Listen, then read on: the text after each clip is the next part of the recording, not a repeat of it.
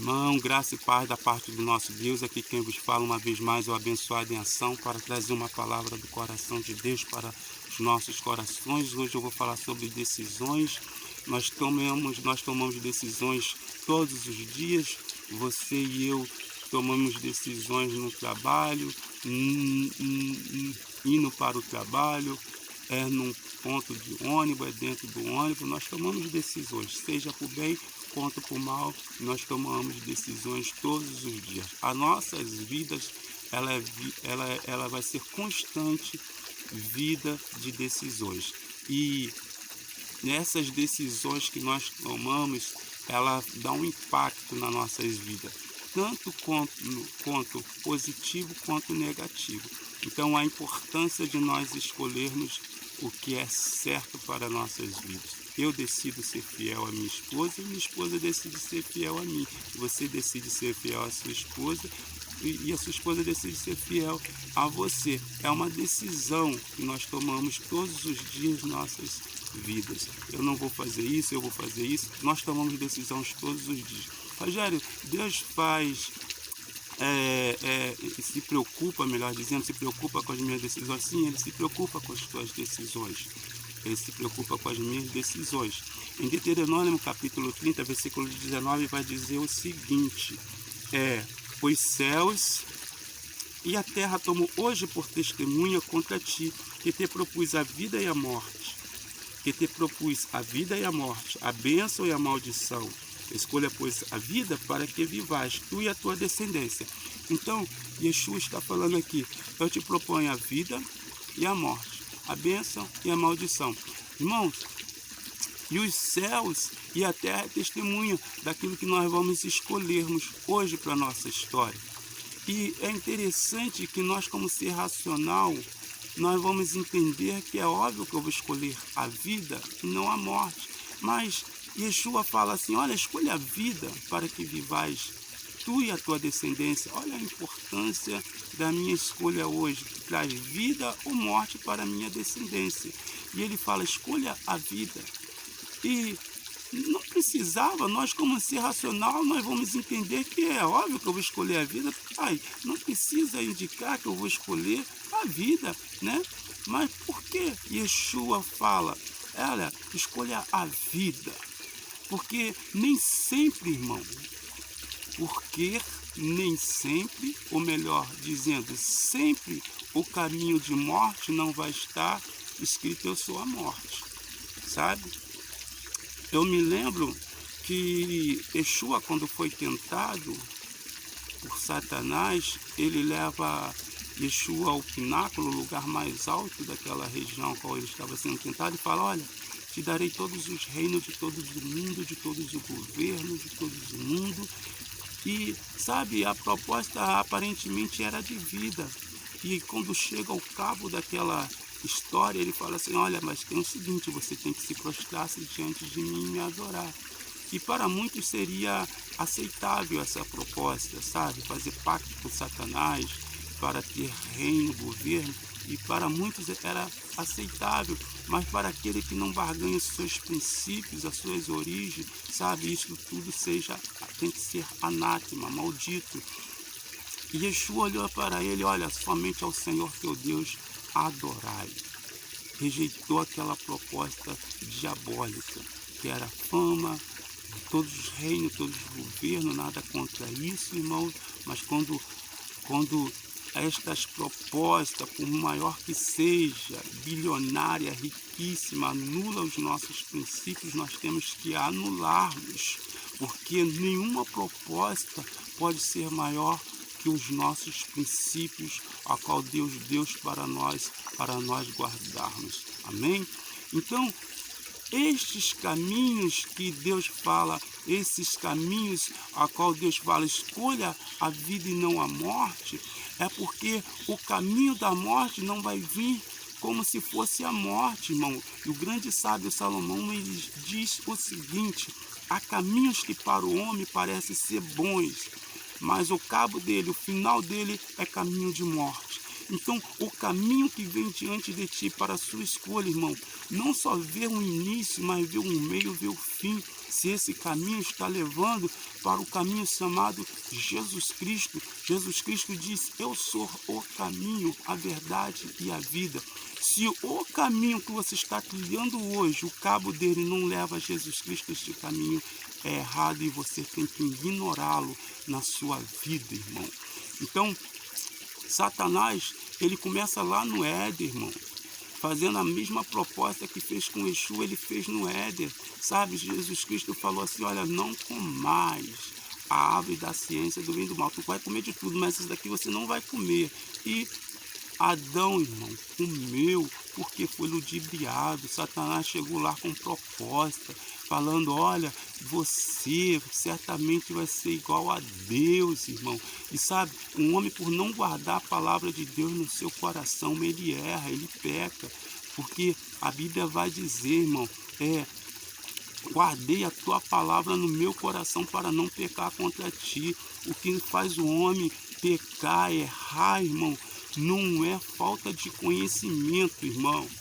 Ah, Rogério, mas lá o povo, o profeta disse que o meu povo foi destruído por falta de conhecimento. Vê o contexto. Vai dizer: porque tu, sacerdote, rejeitou os meus conselhos, sabe? Foi do sacerdote, foi um erro decrescente, de cima para baixo, e aí chegou o povo sem conhecimento. Ah, o sacerdote não cumpre com as ordens, por que nós vamos cumprir? O povo sem conhecimento, sabe? Então, quando nós que somos sacerdotes do Senhor cumprimos o reino de Deus nas nossas vidas, isso contagia, contagia o povo que está sem conhecimento neste mundo. Então, porque tu, sacerdote, rejeitaste o meu conhecimento, como pode Adão não ter conhecimento de quem ele era, irmão? Se Deus tinha lá um papo com ele todos os dias, e a Bíblia fala que Deus criou ele sendo a imagem e semelhança de Deus. Sendo a imagem e semelhança de Deus, Satanás falou que tu vai ser como Deus, já falou que ele já era, mas por não guardar a palavra no coração, irmão, ele errou. Então, quem tu és em Cristo Jesus?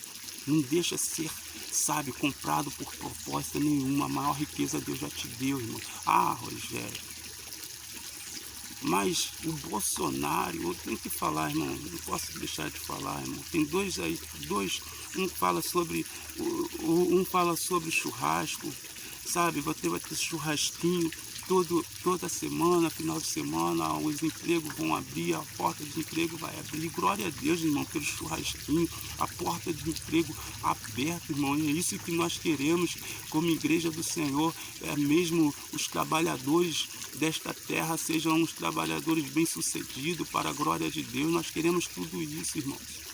E o outro, por outro lado, o nosso presidente Messias Bolsonaro aí também com proposta aí também de que vai expandir o nosso Brasil, vai crescer o nosso Brasil. Temos tudo para dar uma alavancada e eu creio nisso, irmão. Eu creio nisso.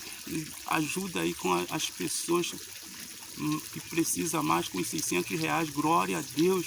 Irmão, mas nenhuma proposta, tanto de um quanto o outro, pode nos ludibriar atrás desta proposta. O que tem? Está levando a glória de Deus ou não, irmão? É para a glória de Deus ou não? Luiz Inácio Lula da Silva, atrás das propostas dele, o que tem, irmãos? O que tem na proposta deste homem, irmãos? O que tem na proposta deste homem? Um homem que permite o aborto, irmão. Deus deu vida, irmão.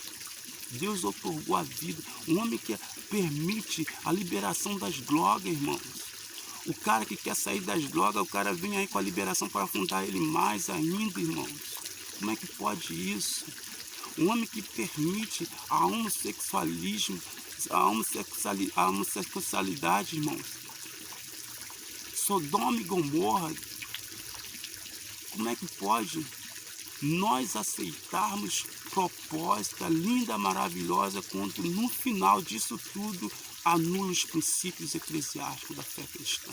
Como pode? Nós que dizemos ser cristãos, sabe? Não podemos ser levados por o início do caminho, irmão, que aparentemente é bom, é lindo e maravilhoso, mas o final dele não leva a Cristo. Jesus Cristo é o caminho, a verdade e a vida.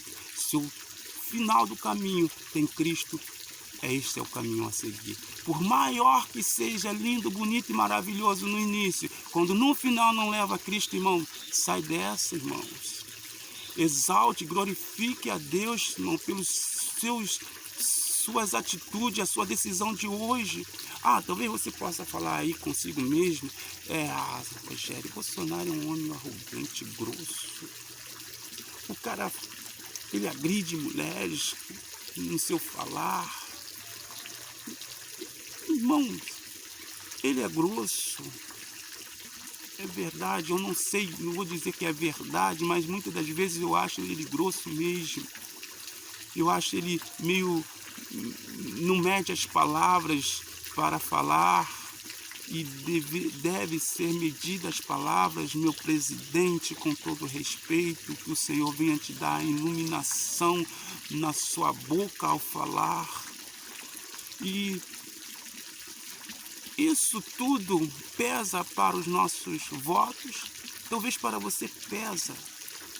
Para mim não pesa quando isso não é maior do que anular os princípios eclesiásticos da fé cristã, irmão. Ele é tudo isso aí que você possa pensar, mas ele não anula os princípios eclesiásticos. Ele está falando não ao aborto. Ele está falando não à homossexualidade. Ele está falando não às drogas. E por que eu deveria voltar contra este homem por causa do falar dele grosseiro? Sabe o que disse o profeta Isaías no capítulo 6, versículo 1? Ele diz o seguinte: no ano que morreu o rei Uzias, eu vi o Senhor. Agora, irmãos, sabe quem viu o Senhor? No versículo 5 vai dizer: ai de mim, Senhor, que sou homem de impuros lábios e convivo com o povo de impuros lábios.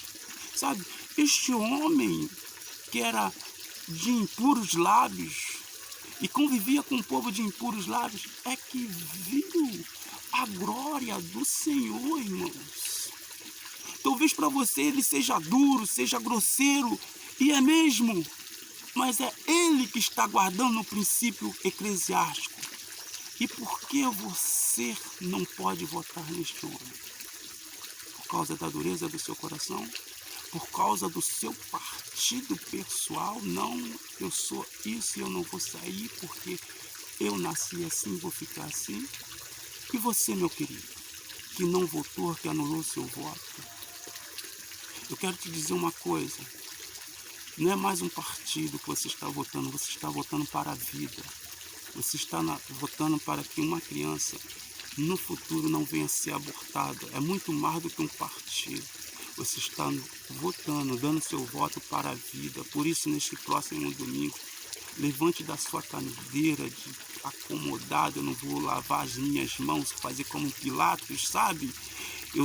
Isso não é comigo, o que aconteceu. Não lava as suas mãos, irmãos. Dê o seu voto de vida. Talvez você possa falar: Rogério, você é bolsonarista. Não, se fosse a proposta inversa, eu estaria falando a respeito do Lula. Vai lá e vote na vida, porque o Lula está falando que vai guardar a vida. Não é questão de ser partidarismo, é questão de princípios, irmãos. Princípios que não pode ser negociado, irmão. Não tem preço os nossos princípios, nossos valores cristãos. Por isso, é a respeito da vida que eu falo hoje. Irmão, é a criança, é o bebê que está lá. Uma mãe que não é digna de ser chamada de mãe, está prestes a querer abortar o filho em uma clínica que hoje é clandestina, mas por um governo com a mente deste mundo que já é do maligno, está querendo legalizar clínica para o aborto. E você tem essa decisão hoje, no próximo domingo, para falar não à morte, mas sim à vida. Fica com essa palavra e medita no que Deus está falando para ti. Eu agradeço a oportunidade em nome de Jesus. Amém.